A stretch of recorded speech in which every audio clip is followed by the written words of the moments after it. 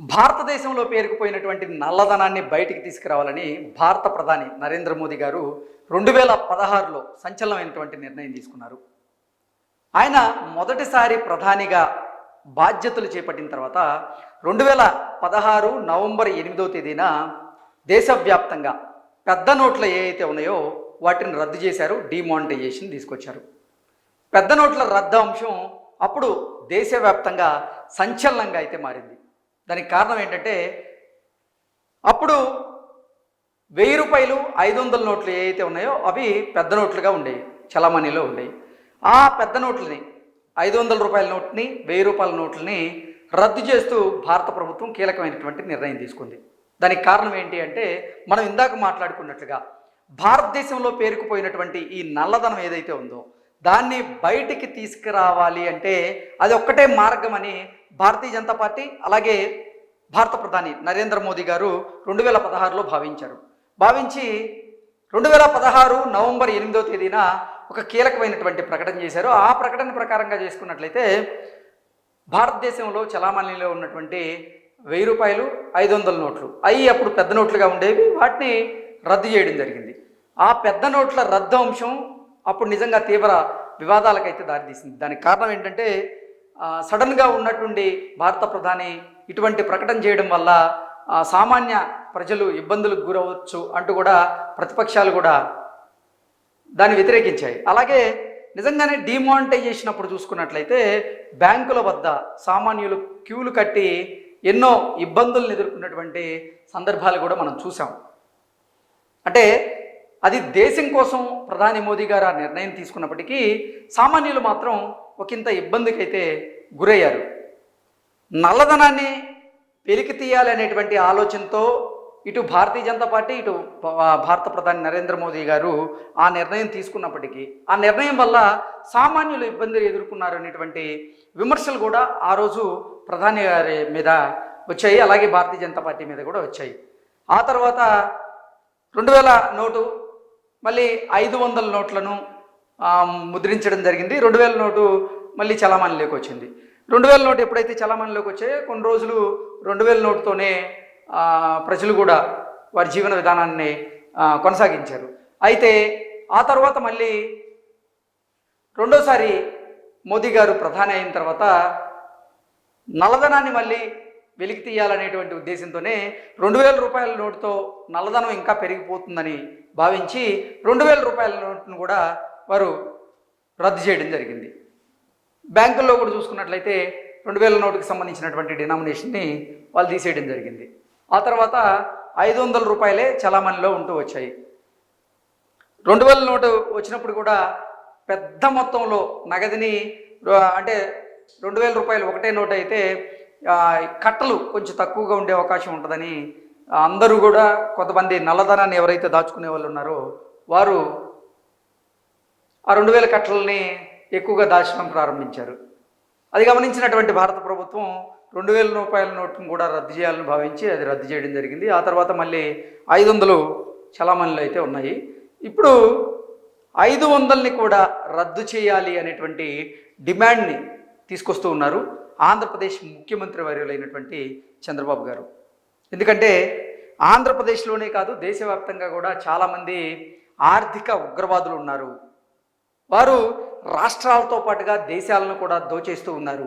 ఈ నల్లధనం అంతా కూడా మనం బయటికి తీసుకురావాలంటే అసలు అవినీతి చేసి సంపాదించినటువంటి సొమ్ము ఏదైతే ఉందో కొంతమంది రాజకీయ నాయకులు వారి దగ్గర నుంచి ఆ సొమ్మును కక్కించాలంటే మాత్రం ఇప్పుడు 500 రూపాయల నోట్ని రద్దు చేయాలి అనేటువంటి డిమాండ్ని చంద్రబాబు గారు ప్రధాని మోదీ గారి దృష్టికి తీసుకువెళ్లారు.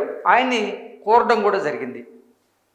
ఇప్పటికే 4-5 సందర్భాల్లో ఆంధ్రప్రదేశ్ ముఖ్యమంత్రి వర్యులైనటువంటి చంద్రబాబు గారు ఈ అంశాన్ని లేవనెత్తి ఇప్పుడున్నటువంటి 500 రూపాయల నోట్ని కూడా రద్దు చేయాలి, రద్దు చేస్తేనే ఈ ఆర్థిక ఉగ్రవాదులు సంపాదించినటువంటి ఈ అక్రమ ఆర్జన ఏదైతే ఉందో అదంతా బయటకు వచ్చేటువంటి అవకాశం ఉంటుంది.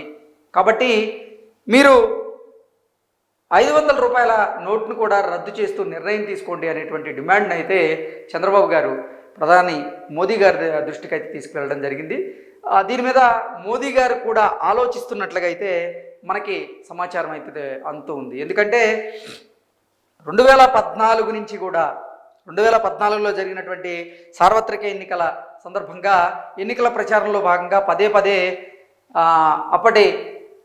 అప్పుడు మోదీ గారు ఎన్నికల హామీల్లో భాగంగా నేను భారతదేశంలో ఉన్నటువంటి నల్లధనాన్ని అంతా కూడా వెలికితీస్తాను, అలాగే కొంతమంది భారతదేశంలో అవినీతి ద్వారా సంపాదించినటువంటి సొమ్మును ఇతర దేశాల్లో వారు దాచిపెట్టేటువంటి ప్రయత్నం చేస్తూ ఉన్నారు, దాన్ని కూడా నేను భారత్కి రప్పించి తీరుతాను అంటూ కూడా ఆయన అప్పుడు మాట ఇవ్వడం జరిగింది. ఆయన ఇచ్చినటువంటి మాట ప్రకారంగానే 2016లో ఆయన ఒక కీలక నిర్ణయం తీసుకొని డిమానిటైజేషన్ అమలు చేశారు.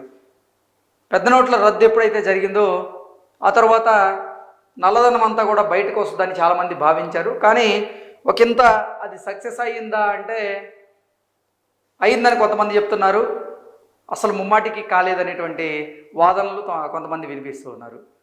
డిమానిటైజేషన్ అంశంతో పాటుగా డిజిటల్ ఇండియా అనేటువంటి నినాదాన్ని కూడా పెద్ద ఎత్తున మోదీ గారు తీసుకురావడం జరిగింది. ఆ తర్వాత యూపీఐ పేమెంట్స్ కూడా పెరిగినాయి, ఆన్లైన్ పేమెంట్స్ అన్నీ కూడా పెరగడం మనందరం చూసాం.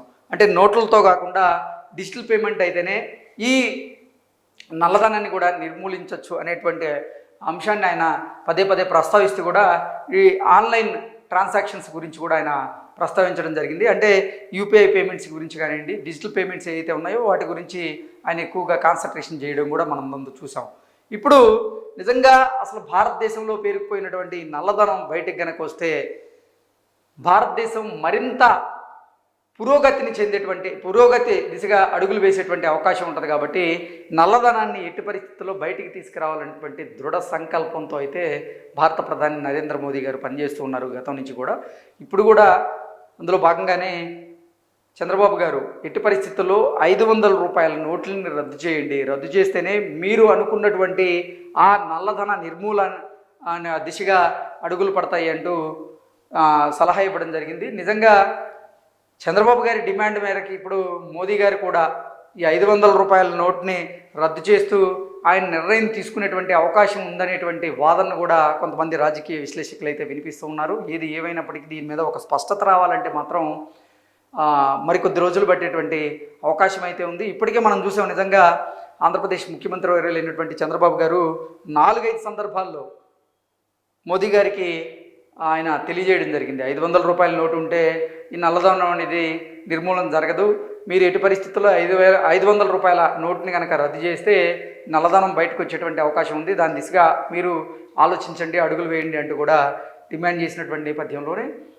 నిజంగా నల్లధనం అంతా కూడా బయటికి రావాలి. కొంతమంది రాజకీయ నాయకులు అధికారాన్ని వారు దుర్వినియోగం చేస్తూ దోచుకున్నటువంటి సంపద ఏదైతే ఉందో అది బయటికి రావాలి అంటే మాత్రం ఈ 500 రూపాయల నోట్లు ఏవైతే ఉన్నాయో వాటిని రద్దు చేస్తేనే అదంతా బయటకు వచ్చేటువంటి అవకాశం ఉందని భావించే చంద్రబాబు గారు ఇటువంటి డిమాండ్ అయితే చేస్తూ ఉన్నారు. మరి కేంద్ర ప్రభుత్వం దీని మీద ఎటువంటి నిర్ణయం తీసుకుంటుంది అనేది మరి కొన్ని రోజులు మనం వెయిట్ చేయక తప్పదు. Thank you so much.